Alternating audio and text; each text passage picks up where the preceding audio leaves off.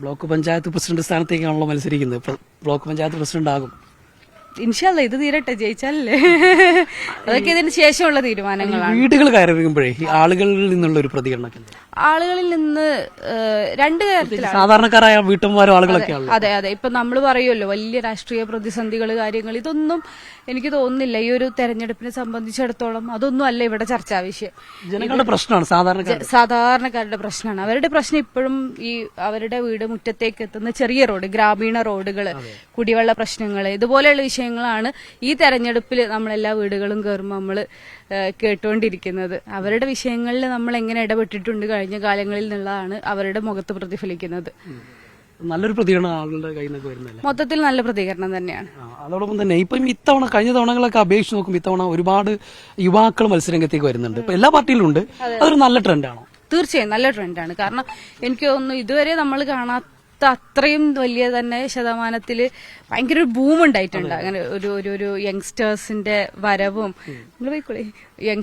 വരവും, അതുണ്ടാക്കിയ ഒരു ഓളവും, പിന്നെ ഈ ഒരു സോഷ്യൽ മീഡിയ ക്യാമ്പയിനും മൊത്തത്തിൽ ഒരു ഇലക്ഷൻ സ്ട്രാറ്റജികളൊക്കെ മാറി, അതിന്റെ രീതികളൊക്കെ മാറിയ പോലുള്ള ഒരു തെരഞ്ഞെടുപ്പാണ്.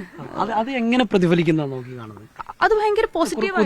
പുതിയ ആളുകൾ വരുമ്പോൾ പുതിയ ഇന്നോവേഷനൊക്കെ കാര്യങ്ങളും ഐഡിയകളൊക്കെ ആണ്. ഇപ്പം നമ്മുടെ ഒരു സുഹൃത്ത് മത്സരിക്കുന്നത്, അവന് പഞ്ചായത്തി രാജിൽ PhD ചെയ്തുകൊണ്ടിരിക്കുന്ന തിരൂര്, ഇർഫാൻ.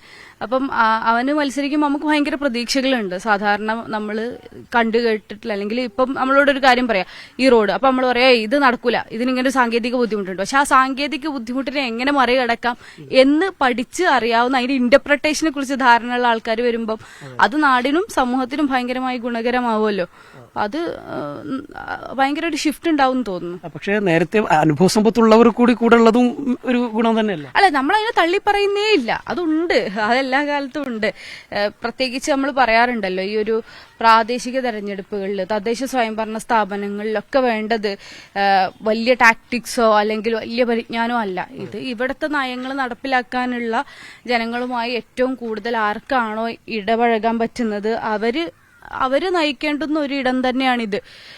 അവിടെ അനുഭവ സമ്പത്ത് പ്രധാനമാണ്. പക്ഷെ എന്നാൽ പോലും ഈ സാങ്കേതികതകളിൽ കുടുങ്ങി കുറേ കാര്യങ്ങൾ നമ്മൾ പഞ്ചായത്തുകളിൽ ബ്ലോക്കിലൊക്കെ ആണെങ്കിൽ ഈ സാങ്കേതികളിൽ നമ്മൾ ഈ നൂലാമാല എന്നൊക്കെ പറയൂല, ഈ എന്താ പറയാ ചുവന്ന നാട, ഈ സാധനത്തിലൊക്കെ കുടുങ്ങിക്കിടക്കുന്ന സാധനം ഉണ്ടല്ലോ, അതിനെ മറികടക്കണം എന്നുണ്ടെങ്കിൽ നമുക്ക് അതിൻ്റെതായിട്ടുള്ള പരിജ്ഞാനം ആവശ്യമാണ്. അതുള്ള ആളുകൾ വരുമ്പോൾ സ്വാഭാവികമായിട്ടും അവിടെ ഒരു ഈസിനെസ് ഉണ്ടാവും എന്ന് ഉറപ്പാ. നിലവിലെ സാഹചര്യത്തിൽ വലിയൊരു വിജയ പ്രതീക്ഷ തന്നെയാണ്. അതെ, മൊത്തത്തിൽ ഇത് നമുക്ക് കുറച്ചുകൂടി മത്സരമുള്ളൊരു ഡിവിഷൻ തന്നെയാണ്. ഇപ്പം എല്ലാവരും ഉണ്ട് ഇതിലൊരു നില നോക്കുവാണെങ്കിൽ. UDF-നും LDF-നും തത്തുല്യമായ രൂപത്തിൽ വാർഡുകളുണ്ട്, ഒരു വാർഡ് BJP-ക്ക് ഉണ്ട്. അങ്ങനെ അത്യാവശ്യം മത്സരമുള്ളൊരു ഡിവിഷനാണ്. പക്ഷെ വാർഡുകളിലൊക്കെ ഏറ്റവും ആപ്റ്റ് ആയിട്ടുള്ള കാൻഡിഡേറ്റ്സ് ഉണ്ട്.